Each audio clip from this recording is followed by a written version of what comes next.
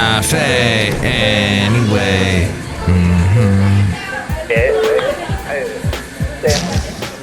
Mike's Daily Podcast. FF episode 2623, and Mike Matthews here in Podcaster Valley, the last place on Mike's Daily Podcast. The last place on Earth, Podcaster Valley, where the traffic is out of control. It took me all day long to get home so I could do this lyric roll, and then I lost my train of thought. I thought I would stop right there on FF episode Mike's Daily Podcast 2623. The last podcast was called Alan, and this one, Mike's I don't know. Daily All those cars Podcast on the roads today. Yeah.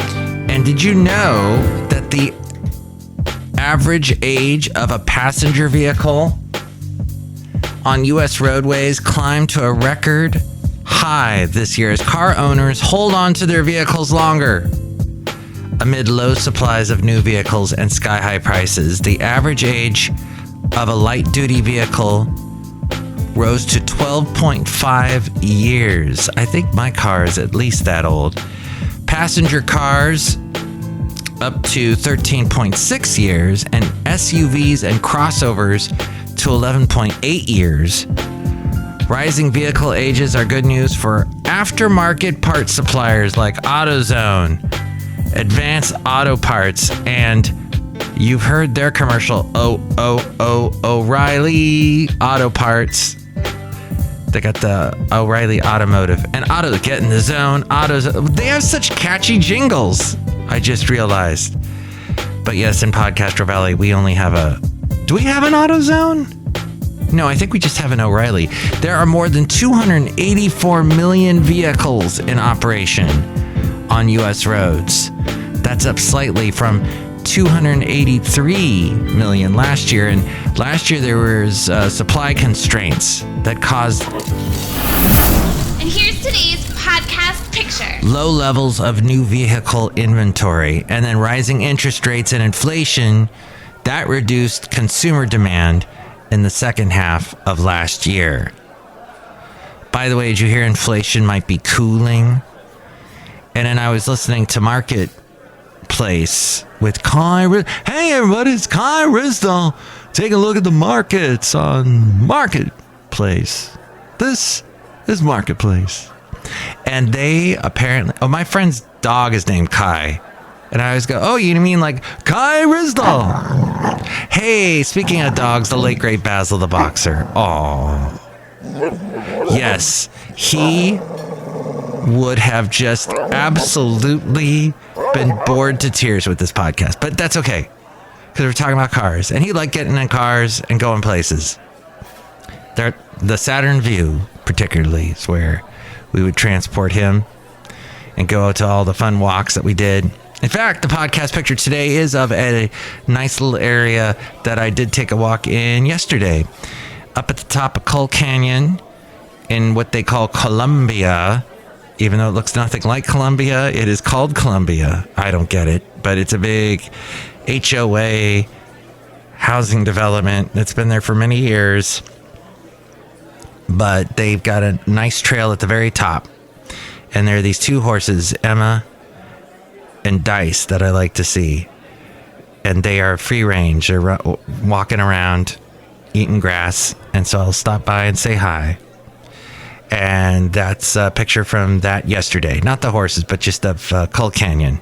See it at mikesdailypodcast.com with the plethora of other podcast pictures that I've taken over the years, as this podcast has been on for over a decade. And that's why we're up to episode 2623. So I've had my car. I bought my car in the midst of COVID in 2020. And it's hanging in there. Do you know what I got today that made me so happy? I got the letter from the DMV that said, hey, you owe us money. Not that I'm happy about that, but the fact that there was nothing on there about getting the car smog. The whole reason why I have this car is because my last car, the Saturn View, it would not pass the smog test. And the smog guys would be like, oh, just try this and it'll pass. Do this. Do it's called you drive nonstop at 55 miles per hour for at least 5 minutes, and it does this reboot and it recharges the whole system, and you'll be able to pass the test. Nope. What I almost did was get into an accident. That was some scary times. I will never do that again. You will travel into the incredible universe. Magnification. Smog. I don't have to do a smog test this year. I'm very happy about that. So that was the good news. Hey, but back to the cars. In addition, the Federal Reserve's moves to raise interest rates 10 times. Yes, they've done it 10 times since a year ago, March 2022, have not assisted new vehicle sales. And then, of course, the average listed price of a used vehicle in April of last year, of this year rather, was what? Was $26,799. And the average price of a new vehicle this year in April was $48,275.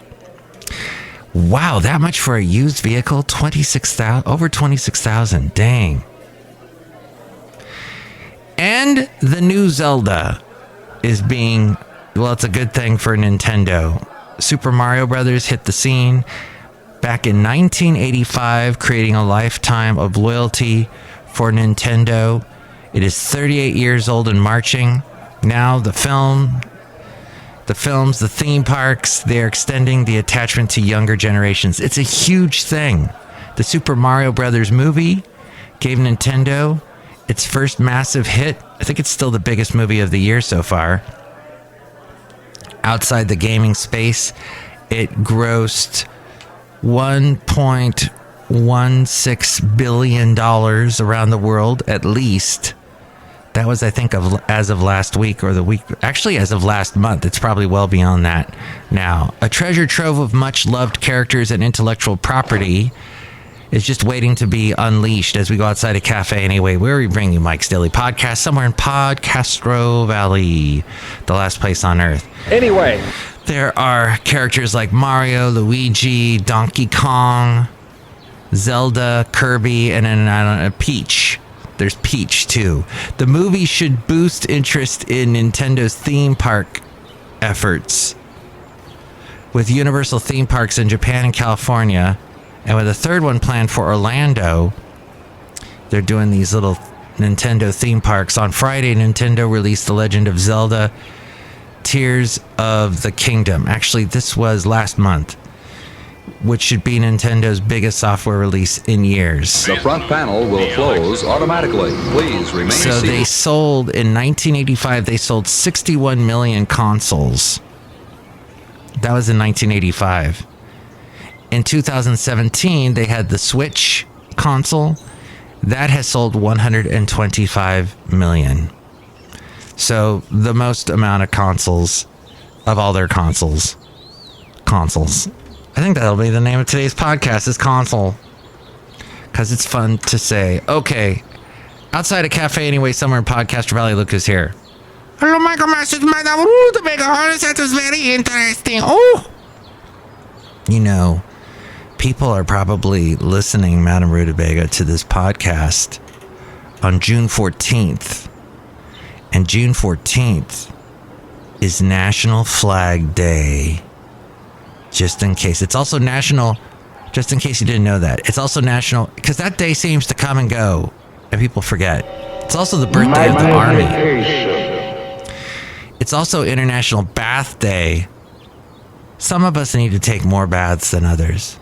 Not you, Madame Rootabega. You smell nice. Do you like taking baths? Yes. Do you like taking showers? Yes. Do you like taking a powder? No. I don't even think... is that even an expression anymore?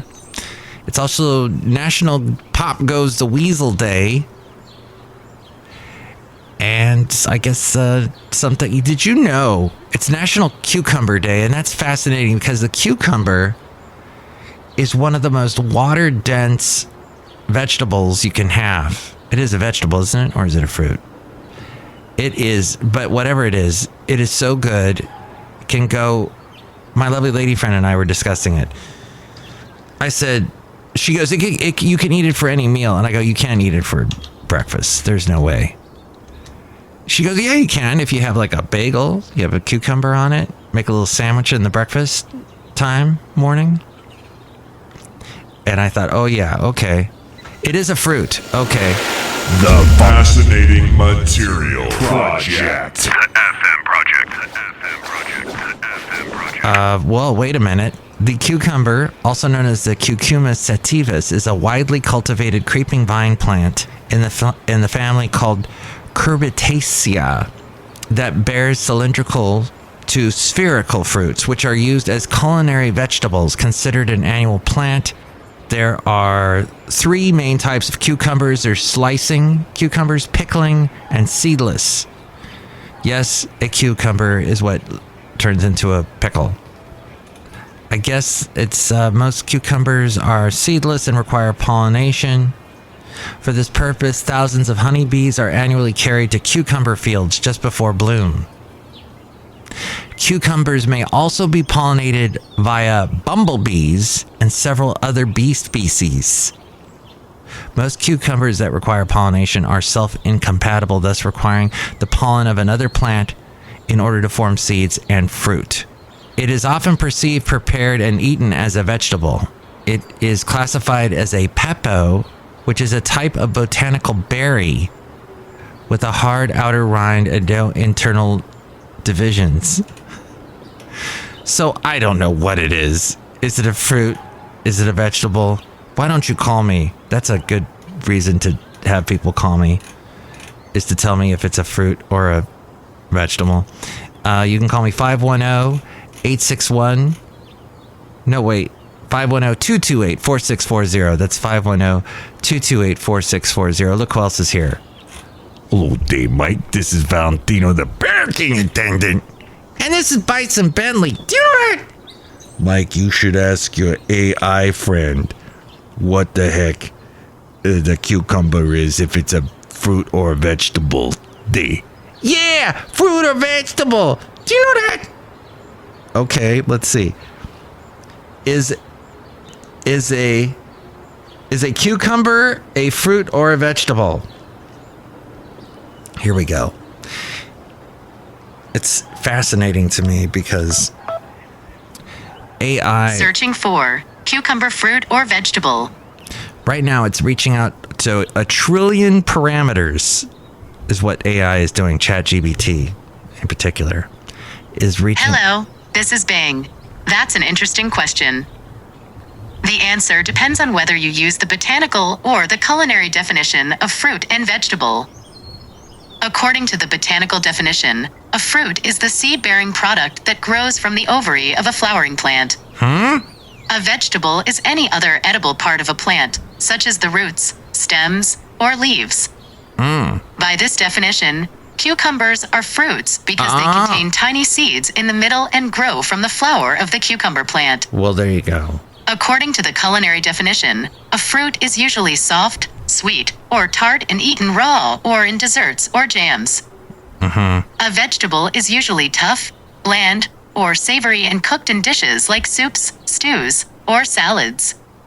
By this definition, cucumbers are vegetables because they are crunchy, refreshing, and prepared in savory dishes like pickles. So, cucumbers can be considered both fruits and vegetables depending on how you look at them.